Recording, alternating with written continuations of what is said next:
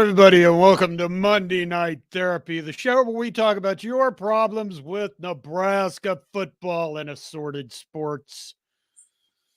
Todd joins me. It's as the easier. master. What? It's easier to provide therapy after a win. It is. It is. Wait, is there comments? Yes, there's comments coming in already. Thank God. What? How you doing? What do you know? I'm doing real good. Had a good week. Had a good weekend. I mean, good weekend for Nebraska. But yeah, I spent some time over in Eastern Iowa with my daughter and her young family. That was great. So I got to watch. I watched probably about as much football this weekend as I've watched in a long time. So that was nice. So yeah. Did you watch Texas lose? I did, and I loved how Oklahoma just tore their heart out with a spoon. I mean, and slowly, they let that clock just at the end just click down and click down. You knew it was Oklahoma all the way there at the end. So I loved that. That was great. It was great. It was an excellent game. And if you think about it, the whole thing. I was on the road a little bit of that, but yeah, it was good. So it was a really good game. Now think about it. The year before that, I don't know if it was Oklahoma's worst loss ever in that rivalry, but they were beaten 49-0.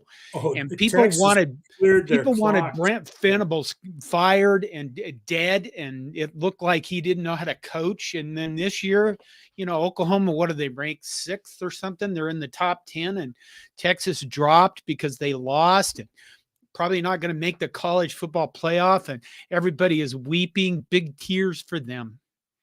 They're not. Yeah, I was really happy to see the result of that game, and I don't know. It was just fun. I watched Iowa State play a lot of their game on Saturday. I'm an Iowa State fan, and it was fun to see them beat TCU. And I like Matt Campbell. He's doing a lot of good there at Iowa State. And what was really cool is I saw on Twitter after the game that Coach Mack came back. Coach Dan McCarney, who made Iowa State relevant. Oh, yeah. He made Iowa State relevant a few years back, and then he was let go, and he'd gone down to North Texas State. He coached at Florida, the offensive line, when they won a national championship. Anyway, it was good to see him back in the locker room after the game. So, yeah, I had a good game and a good weekend. And but you know what? Nebraska won their game on Friday night. They did. And I hate Friday night college football games. I hate them. That's the domain of high school football, and it just pisses me off that it isn't sacred for that. But it was a good way to start the weekend with a win for Nebraska. John, what were your thoughts on the game Friday night? It was ugly, but it was a win. I mean, I think okay, let's go. Linda Wilkins says, hi, Linda. Thanks for being here. John, I'm afraid that the bye week will not make any difference. I don't think you can coach stupidity out in an extra week. That was an ugly game. It was an ugly game. I don't think it was necessarily stupid, but it was ugly. But here's the thing. I think the key is this. Last year, we would have lost that game, or the year before, we would have lost that game. This year, we didn't lose that game, and I think that's a huge difference. I mean, they went down the field and they turned the ball over like 3 times in a row when we could have put the game away. And you're all sitting there going, holy shit, they're not putting the game away. And I challenge all of you that are watching this right now. I challenge you with this statement. There was never a point ever in that game that Illinois was going to win. Never. And when we talk about our team learning how to win, that means we need to learn how to win too. Because if you looked at Nebraska defense, there was never in that game, ever, where Illinois' offense was a threat to win the game. We gave up one big play and that's it. Huh? John, I don't disagree with you on that. I was happy with the win. I think we all should be happy with the win. I was following along on the thread during the game on Friday night, and there were, people that were threatening to, shut off the game and go watch the volleyball game on that first offensive series for Illinois where they took it down the field. But, they didn't score. The defense stood up. And, it just – this sink or swim situation with this football team this year. And they're not going to be as bad as some people think they're going to be, and they're not going to be as good as other people might think they're going to be. A win is a win. And I'm always going to maintain that. They don't give you style points. You don't get style points when the final score goes up on the scoreboard. And, we've got to be happy with wins. If we want to bitch and complain that a win wasn't pretty enough, then, go back to your video of the 1990s that you've gotten stored someplace and critique those games. But that's not where this program is right now. So there were some frustrating things. It was not a great game. It just blew my mind that, we had that one series right before halftime where logic said either run the ball, but more maybe defined, just kneel it, take a knee. And we threw three passes, get to it just, some of that stuff blows my mind. And I don't know what, I heard some talking heads try to rationalize that, saying, Matt Rhule was trying to play mind games with the team, and we're not going to give an inch. We're going to fight all the way through this. Well, come on. There has to be some common sense. Linda Wilkins again says Ben Scott's belly flopping on the guy. That was already, I assume means what that was already on the ground was not stupid. Here's the thing. That was stupid. Ben Scott has done stupid shit all year. He's had 3 unsportsmanlike conduct penalties for cheap shots well after the whistle. There's a difference between protecting your quarterback, protecting your players, and being a knothead. And Linda, I'm with you on Ben Scott. He's a flipping knothead. Wow. Okay, and you were going to say what, John? Nothing. I'm afraid now. I was going to say everybody wants that one offensive lineman that goes the extra. You go over the line so you know where the line is, and apparently jumping on a guy that's already on the ground is over the line. Wow. Ben Scott has been over the line all year, and now his snaps are not very consistent either, but he's the best we got, so you got to go with him. Maybe they'll get that young freshman, coached up so that we don't have to look at Ben Scott all season, in my opinion. But anyway, that's kind of harsh.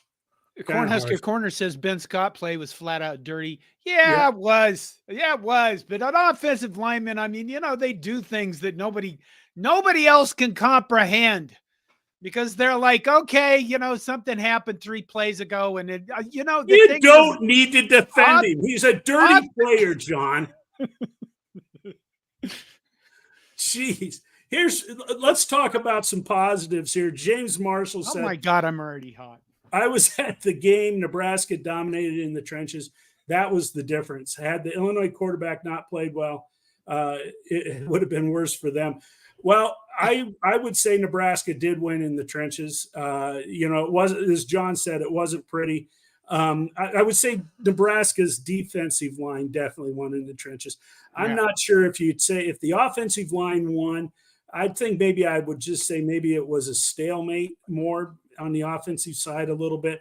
Anyway, I won't argue with that. But I didn't think that Illinois quarterback, he's bad. He is bad. And, he might have had a decent night compared to other nights, but he's not a good quarterback. No, I thought Illinois would put together a game that was a little bit more than that, but they didn't. They really didn't do anything other than that first drive, and you're right. Everyone on the first drive is like, oh, the world is ending. And then the world didn't end. It was really fun. Well, I'm surprised Illinois can't run the ball. I just Yeah. a Burt Bielema team that can't Yeah. run the ball, and Yeah. that Love is not a bad runner, but Right. I was surprised they couldn't run the ball. Aaron Rostoskatoski says, John, the question mark. Yeah, I didn't fill the rest in. I figured you guys could fill the rest in for me. Okay, let's check that off. Check out that one. Cilantro says, did anyone feel better about the Michigan loss after watching them blow the doors off of Minnesota? Well, you know what? I didn't feel that bad about the Michigan loss, other than the fact that we looked flat and uninterested. Because like I said before, Michigan is a team without weaknesses, and I would fully expect the game between them and Penn State is going to be, I think, one of the best games of the year. I think Michigan should handle Ohio State, because I look at Ohio State and I just think they're not all there. I think they're mentally not all there. They're just a few, just not like Nebraska's not all there. Okay, Michigan, Ohio State, Penn State are on this level. Nebraska, we're here and we're trying to figure out how to get up here. So I guess I watched the Michigan Minnesota game for a little bit, and Minnesota is there. We should have won that game, but we didn't. Minnesota is not a good football team this year. Yeah. I just got to, I'm no disrespect to Cilantro's question here. I think it's a legitimate question. I just got a bad taste in my mouth about the Michigan loss, and I don't know that I can put a finger on it. And maybe it is because there was just kind of an apathetic approach, by the players in that game. Maybe that's why I've got that bad taste. Maybe they did us the biggest favor. They could have. Well, I mean, the Sunday, they talked about this Sunday night practice where Rhule basically said, we're going to put pads on. We're not doing this shit anymore. And then they beat the hell out of each other in practice. And apparently maybe they got a message through there. Well, the one thing that Matt Rhule has said, we're going to learn. And, he did not say anything after that Michigan loss that we're going to flush this and forget all about it. Oh, no. He used that as, a classroom session. And part of that was putting the pads on Saturday and going live, on Sunday and going live. I mean, he took opportunity, and they will now too. They've got the bye week here. Linda, I don't know if they can. I don't think they can fix all of the stupid. In my previous job, I worked with a consultant, and there were a lot of meetings that we had with people over the years. I'm going to choose my words very, very carefully. We had a lot of meetings over the years, and there were many of those meetings when the two of us, when it was all over and everybody had left, we'd sit across from the table looking at each other, shaking our head. And she would say, Todd, you can't fix stupid. So, I'm not sure we can fix all the stupid, but there are some things that can be fixed and will be fixed. Marnav says, evening, gentlemen, what would be your suggestions to help the team with the fumbling and penalty issues? It's just going to take, reps and reps and reps. And, there is a way to carry the football that makes it more secure. And 5 points of contact. Exactly. And carrying it high up on the chest. And, I think a lot of that is a mindset and some confidence. I was kind of surprised that Matt Rhule went to bat for the team a little bit on the penalty issues. And he even said in his post-game press conference that, we're not a sloppy team. We're not an undisciplined team. Well, you wouldn't know that watching them. I mean, but, he was saying that the Illinois defense was yelling a lot of stuff, trying to get the Nebraska players to jump and that type of thing. But, they were Nebraska earlier in this season was called for disconcerting signals. Yeah. And one of our linebackers was called for clapping. And a lot of times, the quarterbacks will clap and the defenders will clap to throw that off. Apparently, Illinois was yelling stem and go, I think. And 2 of those are like snap count things. And you can't be doing that shit. And they didn't get called for it. And right. I can see where that's difficult because Listen, my whole high school career, probably yours too, Todd. You played under center, right? The quarterback center. He wasn't in the shotgun. And when he's under center, his voice is right next to, I usually played guard.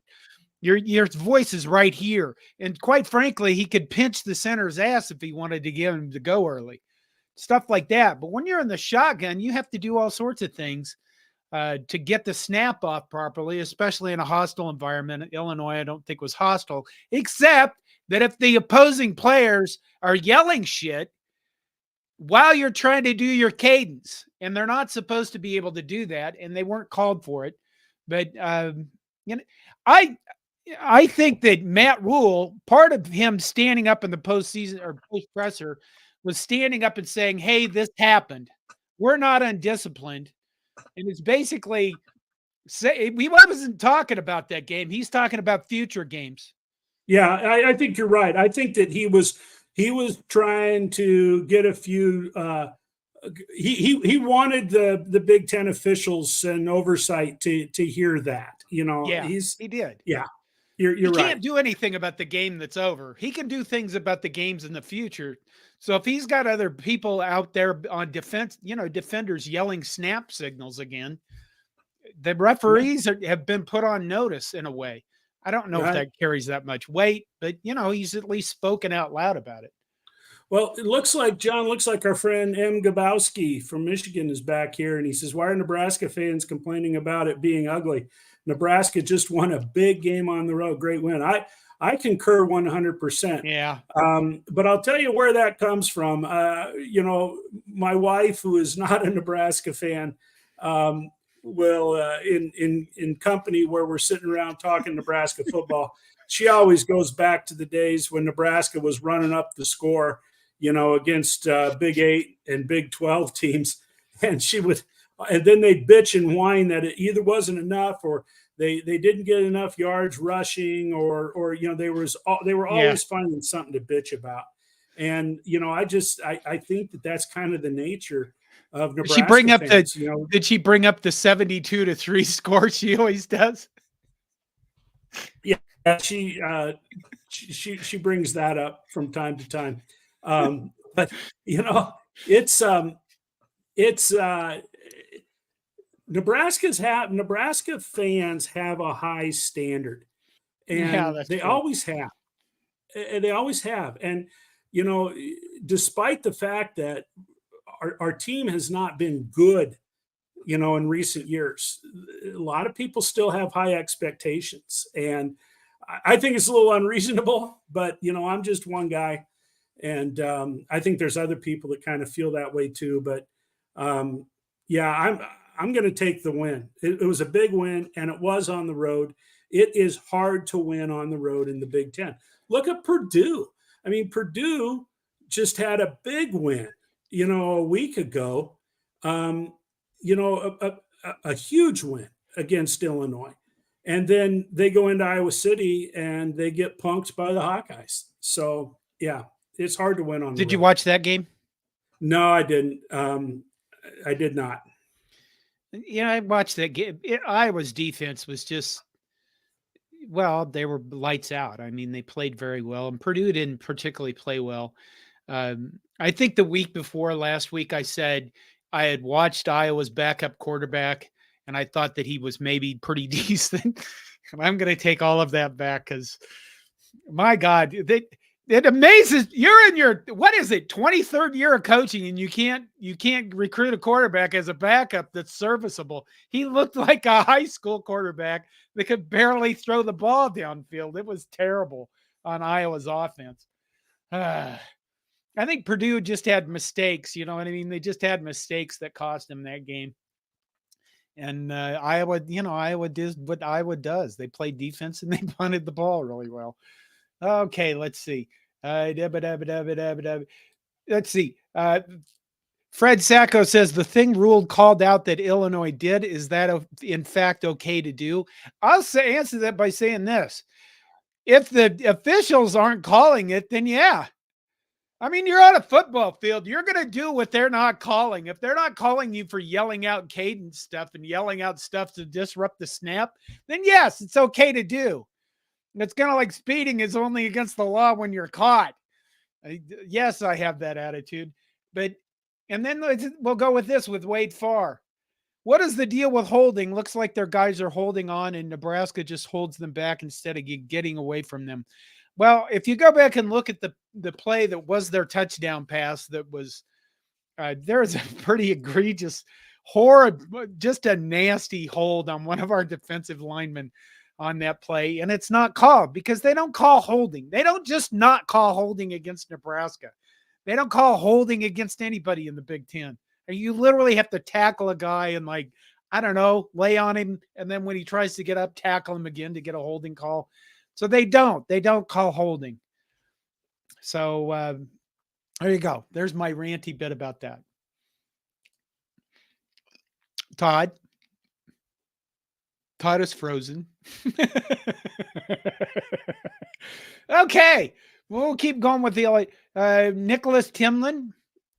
Thanks for being here, Nicholas. Baby steps. Got to keep working on it. Oh, Todd is back. Okay. Yes. Nicholas was correct. Baby steps, and we got to keep working on it. Okay.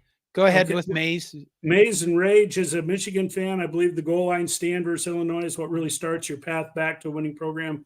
Also, Rhule will take time. Harbaugh didn't fix Michigan fast. Be patient. You know, those goal lines, there were 3 different plays in that game where Illinois had less than a yard to go for a first down. And, you know, both teams manned up. I mean, they were going to go mano a mano. And our fellas stopped all 3 of those short yardage plays. And that's the first time in a long time that I remember our defense standing up like that against an offensive line. And, you know, is that going to vault us back to success? I don't know, but it certainly is a stepping stone. Our defense is developing an identity. Our defensive line is playing tough, and I think that's a huge part of what we need to look for going forward. Okay, there's that one. Caleb Ward says 3-3 looks good to me. Yeah, it's a hell of a lot better than 2-4. I can say that. Clay Casselder says, does the false snap fall on the refs or the coach? Well, there's a lot of ways to call for cadence, or there's a lot of ways. And I mean, you see it in football games all the time. You see, you know, remember Peyton Manning yelling Omaha and stuff, and players yelling out cadences before the play snapped, and then people clapping, you know, so the obvious one, it should fall in the officials. But again, if they're not calling it, then you have to do something different, or you have to come up with something different, because the obvious problem with that is false starts. And at worst, the center snaps the ball when the quarterback's not looking for it, and nobody calls that. And it's a fumble and it's a turnover and stuff like that. So I think you do have to have like backups, or, you know, a plan B in place if things go wrong. I mean, years ago, remember all the games that were years ago where the coaches would get angry, or the quarterback would step back and refuse to snap the ball because the crowds were too loud. Right. Remember those, you know, and the refs would try to calm the crowd down, which of course would incite the crowd to greater noise. We haven't seen that happen for quite a while. I don't even think they'd look at it, and they're just kind of like, yeah, we're not doing this anymore. It's your problem. Figure it out. Okay. We've got a couple of them I want to toss up here. I think we'll have some good conversation about these. First one is from GBR Far North. We could have and should have beat Minnesota, and had we would be 4-2, and this whole conversation would look different. And then Cornhusker Corner comes in and says, if HH starts from the beginning of the year, are we 5-1 right now? John, what are your thoughts with that on both of those? I'm going to say no. I really am. I'm going to say no. And the reason why I'm going to say no is Nebraska needed an attitude adjustment. I know that you can go back, especially Minnesota. We threw the game away. We threw the game away, and when the turnovers cost us the game, and it was horrifying and terrible.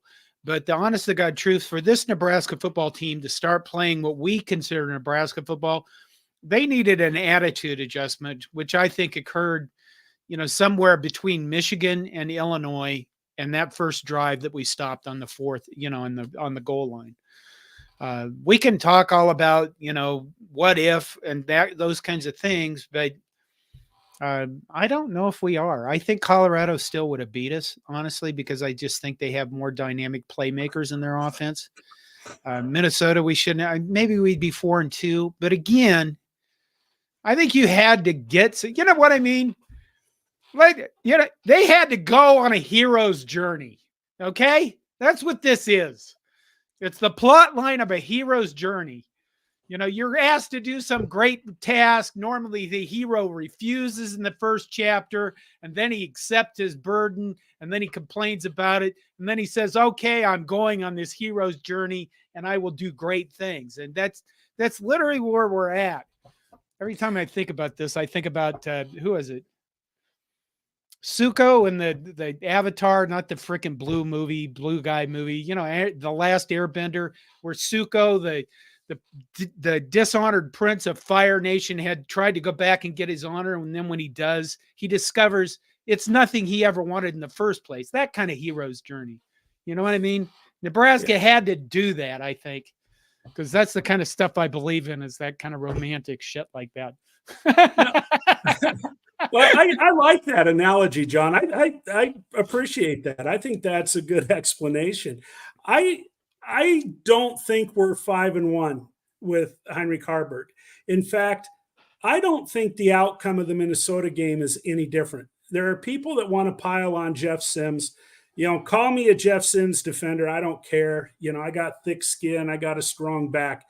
But that would have been Heinrich Haarberg's first start. That would have been his first start.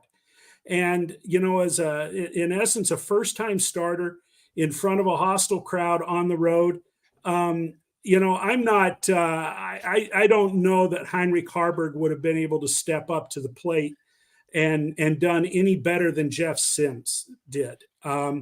Jeff Sims did an excellent job in that game with his own legs. Those interceptions were killer, and against Minnesota, they were killer. There's no doubt about that. It's a game Nebraska could have and should have won, but I don't think Heinrich Haarberg would have been the difference maker in there. I personally don't think that Heinrich Haarberg is the long-term answer to Nebraska football success. I fully believe that the starting quarterback for Nebraska next year is currently not on the roster, and I don't think it's going to be a true freshman either. But that's a debate we can have a little bit later on. Fred Sacco says the hero's journey, one ring to rule them all, and Rhule is spelled R-H-U-L-E. Our beloved head coach is Rhule. I'm going to real quick go. Oh, I missed it. You get it. You get it. No. Wade Farr. Why does Nebraska even bother with walk-on quarterbacks? We got a quarterback from Blair today, preferred walk-on. They make a huge deal about it, and then he continued this on that says, then they disappear. I can't remember if it's in Paul Koch's books that are sitting over there or, come on, the offensive line, Tenneper's books. But you remember under Osborne, they had a large walk-on program. And in one of those books, one of the coaches makes a huge deal about the walk-ons understanding their role on the Nebraska football team. And their role wasn't to get on the field. Their role was to make sure if they were on the scout team that their football team was prepared to play the next opponent. And that's what these quarterbacks are there for. That's what the walk-on players are there for. A lot of them are probably never going to see the field. They're going to work their asses off in the weight room. They're going to work themselves off in conditioning, and they're going to go through all the shit, probably never get any glory for it. But their job is to prepare the football team for the next opponent. And that's somebody needs to do that. And so that's why they're kind of a big deal. And, why we want Nebraska boys there, because them Nebraska boys kick ass. There you go. Well, and I believe back in the day that there was a walk-on quarterback from up in Northeast Nebraska, I think, or maybe not that far north. We called him the Terminator. And Matt Turman played a very important role in a ball game down at Kansas State when Tommy Frazier was out and Brooke Behringer was having issues with a collapsed lung. And that was a national championship season. And Matt Turman was the difference maker there. He saved that season. Another reason why, you grab those walk-on quarterbacks is, as John says, they take their job very serious when they're leading those scout teams. And, they want to be on the team for selfish reasons. A lot of those guys just love the game and they have aspirations of being a coach sometime. And, being around a big time college football program benefits them. So they are people that you need. John, I've got one I want to throw up here because this was been debated a bit recently. Lonnie Kittleman says the next person that calls for Sat to get fired, I'm going to throw a punch. Look at what you've done to me, John. John does incite violence. I bring out the best of people everywhere. Yep, he always has incited violence, and I think I'm Lonnie. I'm baffled a little bit by some of the play calls, but we haven't had an offensive coordinator since Tom Osborne was calling the offense who didn't baffle me from time to time with some of the play calls. And even Tom Osborne at times, you just kind of think, why did he call that? What's going on here? I remarked earlier in the show, Lonnie, it just blew my mind that we threw 3 consecutive passes at the end of the first half. That just made absolutely no sense at all to me. But I think it's something they have to do. I think it's like in his contract. I get to have a 3-pass series that makes no sense every game. We had Tim. Okay, we'll do it right before the half then, you bastard. Who is our offense? Oh, Watson. Sean Watson. Yeah. Sean Watson was the offensive coordinator we had years ago. I think he had a 10-inch thick playbook, and he was determined that he was going to get through two-thirds of that playbook every game. I mean, it didn't – if something worked once – you never saw it again because that wasn't we already played that. We already put that play in. So Colin J says Lonnie Satterfield should be fired. Let's fight. I don't know who Lonnie Satterfield is. This like a waitress at a bar you like and she's not paying attention to you? Because there's some women out there named Lonnie they're nice looking. People are bringing up walk-ons. Stetson Bennett was a walk-on. I Am Hip was a walk-on. Somebody mentioned the Makovica boys were walk-ons. I don't know if that's true. No, I think they were. Were they? Yeah, I think so. Oh, Roger Moore is with, did they ever vote on the stadium rebuild? Yes, the Board of Regents approved it. And now the hard part, now they have to go out and find all the money. Now, here's the thing. I spent the last few days and I thought it's the bye week. I should do like a history video about Memorial Stadium. And I have been going through newspaper articles and stuff from like 1920, 1919, well, 1920. The stadium originally cost around $450,000. So now it's 100 times or whatever that is. I can't do math. $450,000 to build originally. Now it's $450 million. Inflation. But it was paid for by subscriptions. A lot of it was subscriptions from people, if you can believe that. And there are articles in there about how the faculty would contribute money. And it would have a list of all the faculty at the University of Nebraska and how much they gave. So it's kind of interesting. Nowadays we look at it and go, for $150 million, you're going to raise $225 million. What millionaires are going to give you money? Because I got to buy chicken.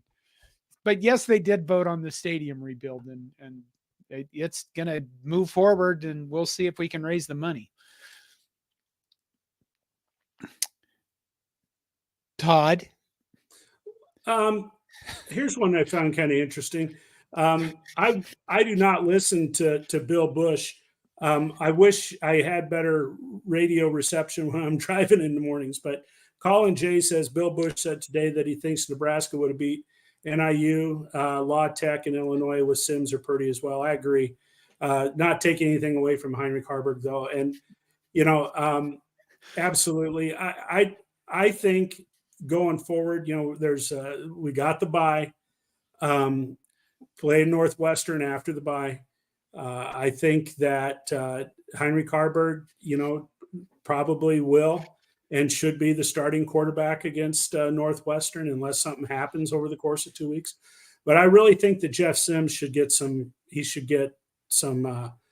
time in that game, and not mop up duty, and not the second half, but maybe the third offensive series.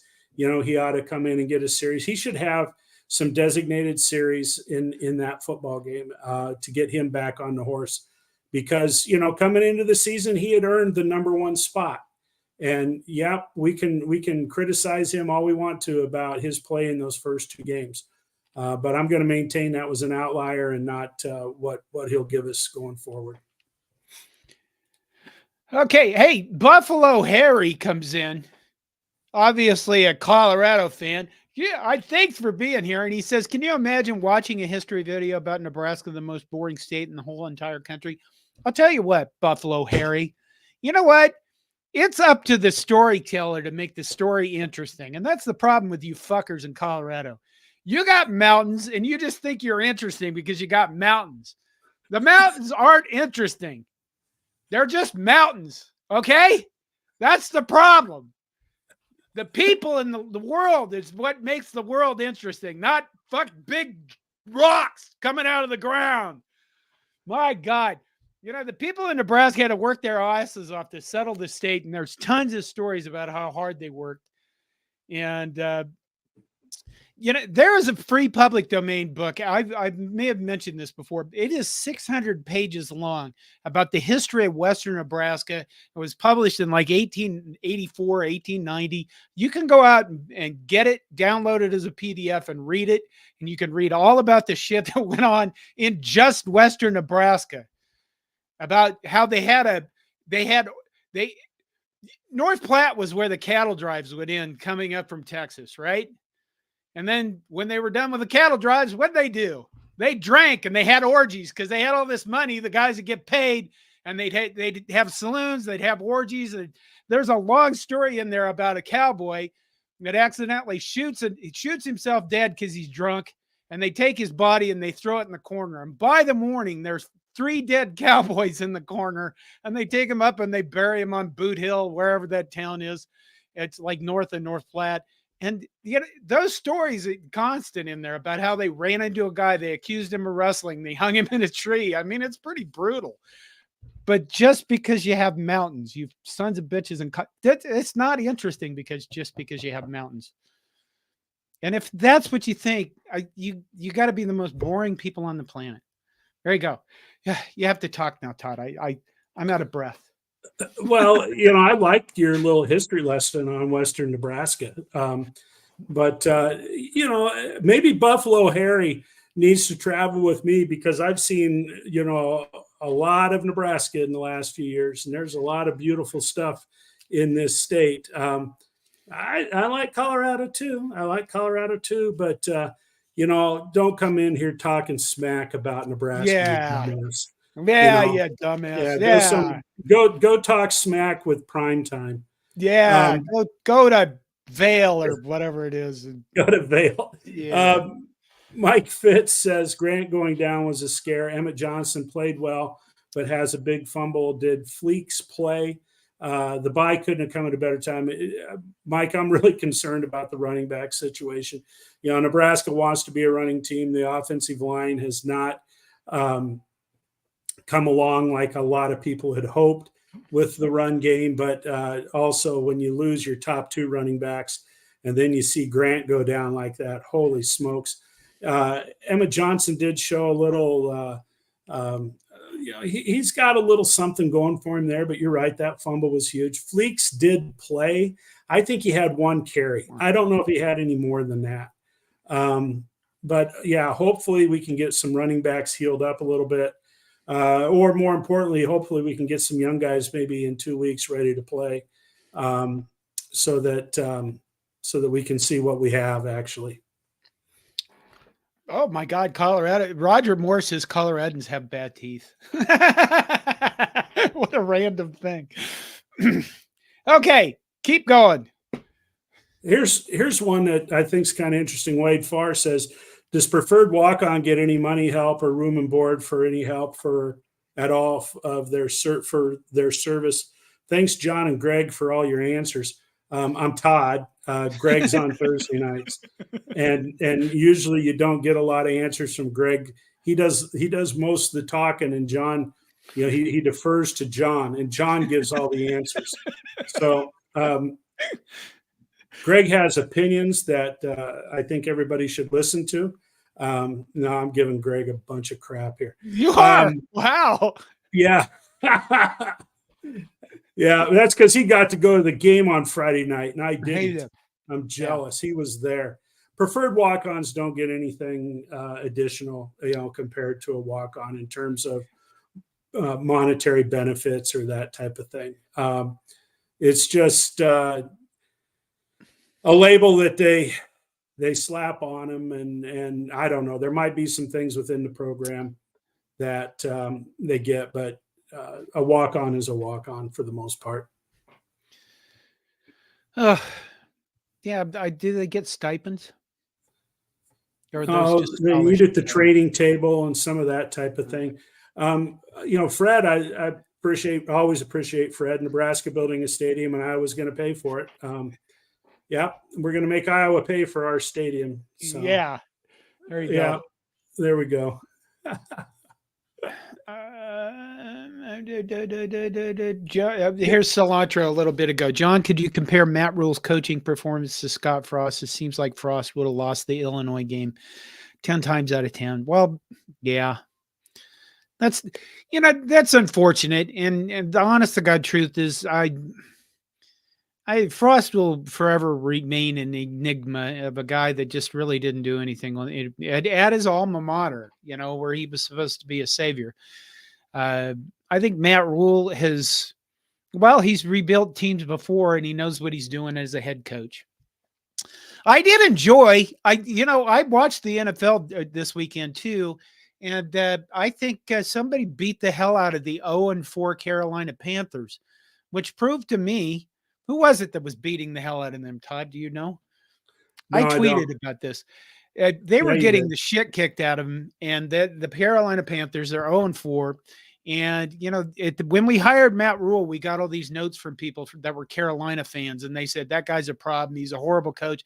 I don't think Matt Rhule was your problem. Just saying, somebody tweeted me and said, well, he wasn't part of the solution either. And it's kind of like, whatever. You guys are terrible. My God. All right. There's way too much time at the NFL. Detroit. There you go. Cilantro has it. Detroit was beating the hell out of the Carolina Panthers. Hey. How things have changed. Yeah. Todd is contemplating the world again. Wade Farr says, I just wanted to see if Todd pays attention because your names are put up there for us to see. Nice one, Wade. How about this one? Bug Eater 79 says, we've had too many seasons with our quarterback being the leading rusher at the end of the season. I agree 100%. And we heard it from Coach Rhule that in the offense that he wanted to put in place, and with what he expected from our offensive line and our running backs, that the quarterback should not be the leading rusher. But here we are again. Once again, we have the quarterback leading the team in rushing yards, and that to me is always a scary situation. I mean, back even in the when we were running the ball all over the place with the option, we had I-backs that were the leading rushers. It was never the quarterback, even though the quarterback carried the ball a lot. So, yeah, that's problematic for me. I like this one. Fred, you're coming in with some heat tonight. Colorado has Casa Bonita, where Deion's sons will end up working someday. Casa Bonita, for some of you folks, is this incredible restaurant in Denver that actually started to get kind of run down and decay, and then some people bought it and have resurrected it and stuff. But I think they have like cliff divers and stuff in this Really? restaurant. Yeah, it's supposed to be quite the spectacle at Casa Bonita. Roger Moore says Fedoni needs to be used more. I agree with that statement, but somebody's got to get him the ball. Okay, we're at 45, 46 minutes, Todd. Mid-season assessment, mid-season grades. How should we do that? We didn't really talk about this ahead of time because, we don't plan shit. We just go zoom, make it up as we go kind of thing. Right? If you had to give an overall grade at mid-season, what would you give them? C minus. Wow, C minus. Why a minus? Oh, because they're just not. They're not where I think they could be, and that's in large part due to some things that a lot of our folks joining us tonight have commented on. It's the penalties, the sloppy play, the turnovers. Nebraska is an average football team, and they're going to be an average football team. They're going to finish somewhere, in the middle of the pack in the Big Ten. Hopefully, they can scratch out another 3 wins and get a bowl game. I think they can. I think there's 3 more wins out there. I'm pretty optimistic about that. But I would say a C minus. Offense. The defense is a B, the offense is a D minus. Special teams, I would say, is a C. But yeah, that's the way I kind of see it right now. Wow. What did you give the defense? I'd give them a B. You don't give them an A? That moment he goes back into contemplating mode.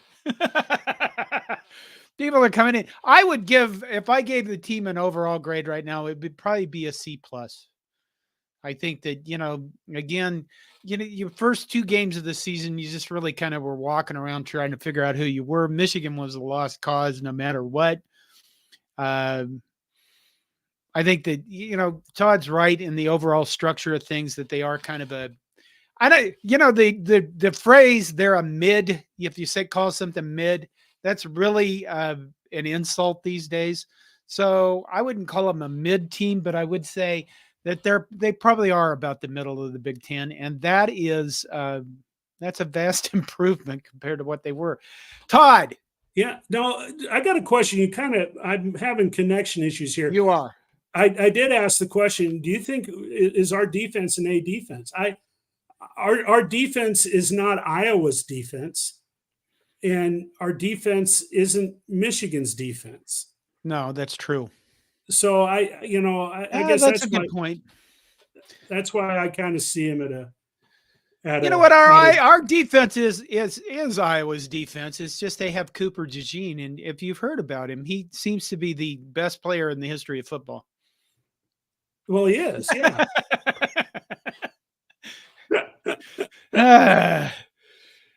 Vince Watson says, John using the Kool-Aid curve. Well, okay, maybe I am a little bit. I would say the defense is okay, a B plus. I'm on the pluses, Todd. Many back here somewhere said rank Tony White and Marcus Satterfield separately as coaches. Tony White, a B. Yeah. Marcus Satterfield, C minus. Really? Yeah. I'm going to give Marcus Satterfield a B plus. Okay. Because you went out there and you said, "Here's the shit you got to work with," and then I'll bump him up to a C. By the way, we're going to injure. This is God talking. Here's what you got to work with, Marcus. This is in a dream he had one night. Here's what you got to work with, Marcus. And by the way, I'm going to injure the best of them as the season goes on. So there you go. Good luck. I think the guy is actually, I know people are like, he should be fired. I think he's done a really good job given what he's working with. I mean, his left side of his line really isn't that functional. I think listen, he's been so creative with the offense that he's learned how to run the option. And for those of us who don't coach, I think we look at that and go, what's the big deal? They just run around and they switch. That stuff is a heavily about timing. And again, I'm going to go back to Milt Tenniper's book, or read a book about offensive line blocking and stuff like that, and understanding how you're part of the offensive coordinator. You have to teach your whole offense how to run an offense. And that means having your linemen recognize what fronts they're looking at and dealing with all the, you know what I mean? Dealing with God knows how many different defensive fronts, how many different defensive alignments, and then doing the blocking on the fly as those alignments change in front of them during the cadence. So a lot of this stuff is not, it's very, very technical, and it's not as easy as we think it is. So I do think Marcus Satterfield has done a decent job.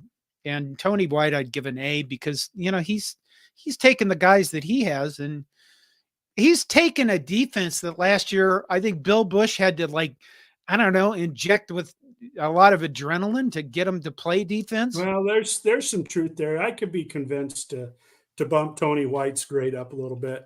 And I don't disagree here either. Cilantro says Iowa's defense is better than Nebraska's, but Nebraska still has top 5 defense in the conference. I think you got to put Nebraska's defense in the top 5, but I'm not giving 5 A's when there's 14 teams in the conference.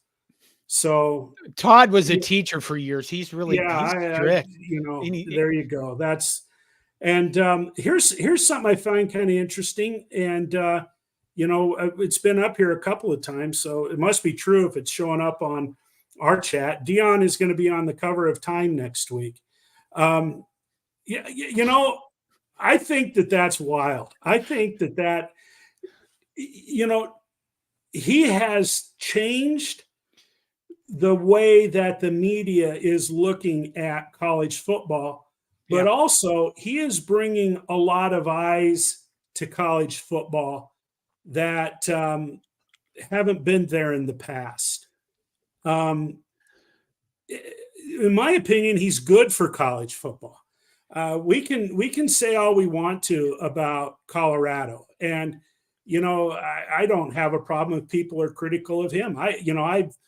I loved watching Deion Sanders play. I thought he was an incredible athlete. It was fun watching him play 2 sports at a high level.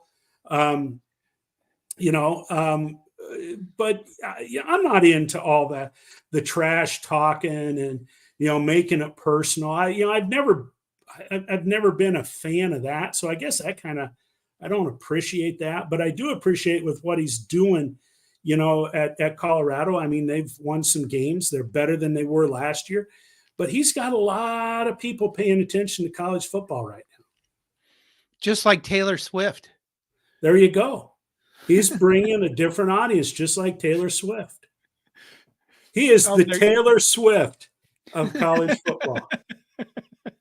Oh, God. Aaron Rostov-Stadowski says, John the book reader.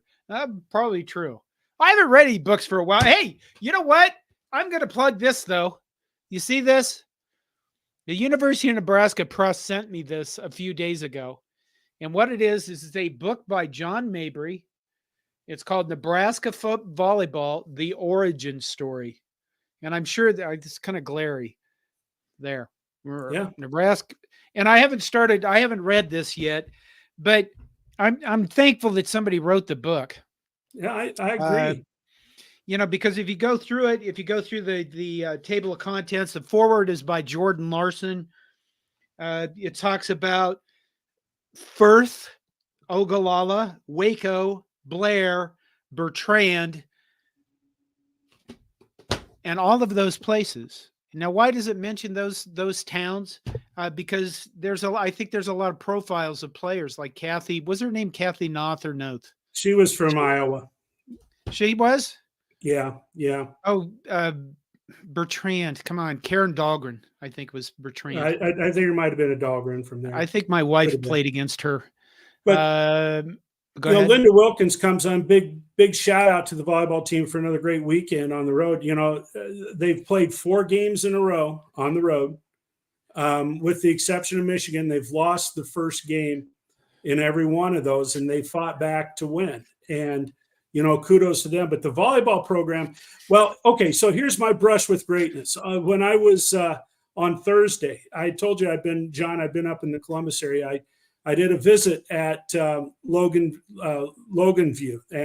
home of Jordan Larson. So I was in that school last week, and they have an incredible display honoring her. They've got one of her Nebraska jerseys in there. They've got one of her either World Championship or Olympic jerseys in there, and a Loganview. It's and a lot of other items are in this display.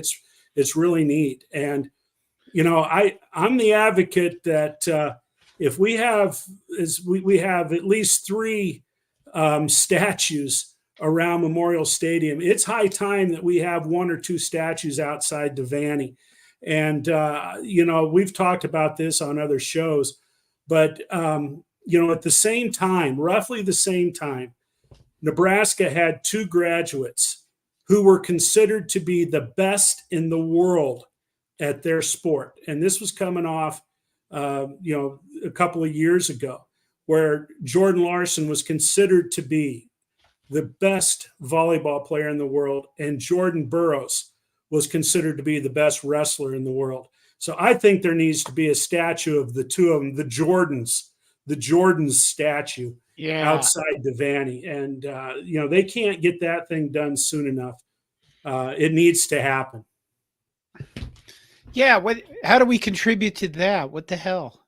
I think you and I just need to make an appointment and go talk to Trev next time we're in town. Just call him up and say, hey, we need 15 minutes of your time. Sit down and talk to him. Moonbot7 says, is Kim Behrens from Chapel, Nebraska in there? I don't know. There's not an index. You ever notice that anymore, that people don't put indexes in books? But I think that's kind of weird. Back when I was writing books in the computer industry, you made a huge index because it was a way to increase the thickness of your book. And you knew when people walked into a bookstore to buy an IT book, they looked for the thickest books. Not making that shit up. So you created a really big index. Okay. I think here's an honest question. What's the greater accomplishment for Harburg, becoming the starting quarterback or dating Harper Murray? I think that's a great poll question. We need to put that in one of the articles this week. Kind of the mid-season football article about the greatest accomplishment for that is true. We got all this stuff about Taylor Swift and Deion Sanders going on. You might as well have some celebrity type stuff going on inside Nebraska. Well, why not? I mean, everybody loves a little romance like that. You can read that one. I am not touching that one. Fred Sacco says, tell us more about how you increase thickness, John. That's a different show, actually, Fred. Cilantro comes in. Any thoughts on the Georgia Tech Miami inning? I've heard him talking about this, and I saw a blip about it. I didn't see the game, but apparently Mario Cristobal ought to be, like, if not fired, at least suspended for just dumb. At the end of the game, Miami could have kneeled the ball down and gone into victory formation and kneeled, and they would have won the game. But they chose to run the ball. Their running back fumbled. And one play later, Miami's defense had a breakdown in coverage, and Georgia Tech hits a guy that gets behind the safeties or behind the defensive backs, and he scores with 1 second left. And my biggest thought on that ending is it couldn't have happened to a nicer team. Maybe if it had happened to Texas. But yeah, Mario Cristobal is getting just crucified everywhere, and quite frankly, for good reason. I mean, the only time in my life I've ever felt sorry for a Miami player was the TV showing the running back sitting on the sideline, and he's absolutely distraught. And you can read his lips as he says, "What the fuck are we even doing?" And he looks so just distraught and destroyed. And that part was sad. And I had sympathy for that guy, but not all of Miami. But yeah, there was a lot of really good college football this weekend. And Yeah, there was. there you Aaron comes in with, we need the Harburg Murray kids and the Helu Mancuso kids stat. Yeah,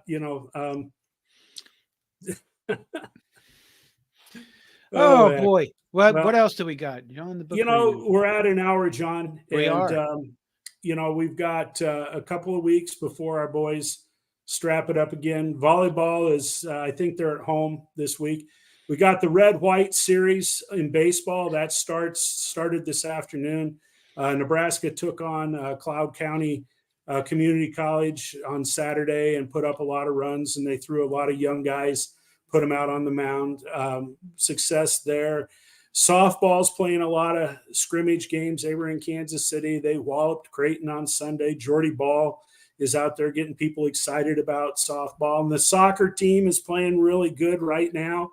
So it's a good time right now for Nebraska athletics. Let's get these football players healed up. Let's get some confidence. Let's get some confidence built up and go out and whip Northwestern in a couple of weeks. That's where I'm at right now. They are 3-3. Now, granted, they barely beat Howard this past weekend. I watched part of that and it was like, what the hell is going on here? But the idea that Northwestern is 3-3, that they actually have 3 wins, is pretty much a testament to the guy that they're interim coach. So yes, I could bag on Northwestern for another hour, and you guys have heard that, but good for him. At least he's held his kids together and, well, not, you know what I mean, his young men together. And yeah, we'll see what happens when we play him. Yep, we will. It will, we better be ready to play because Northwestern could come out. I mean, the way it looks to me that Nebraska, we can win any of the games that we have left on our schedule, but we can lose any of them too. I mean, that's the team that we have right now. Wade Farce has smashed the like button. Please do that so that, the YouTube algorithm knows that people like us and stuff like that. Wade Farce says, I appreciate you guys not begging for chat money like that Connor guy does. Seems like only $20 donations get read on his show. So thank you all again on here. Thank you again that all of us here on here matter. Connor's got a bigger problem than I do in that he had 1,000 people online after the game. And when there's 1,000 people going by in the comments, the only ones that show up that you can see are the chats, the super chats for money. So Wade, you could give us $20. All right. You are shameless. You are shameless. I need to buy some more prescription drugs or something. That's what the deal is. Okay. There you go. I think that's it for tonight. Thank you all for your support. Yeah. Tell your friends, tell your neighbors. Enjoy your bye week. The good thing is that other people are going to lose this week and not Nebraska. There you go. Good night, Todd. Good night, John.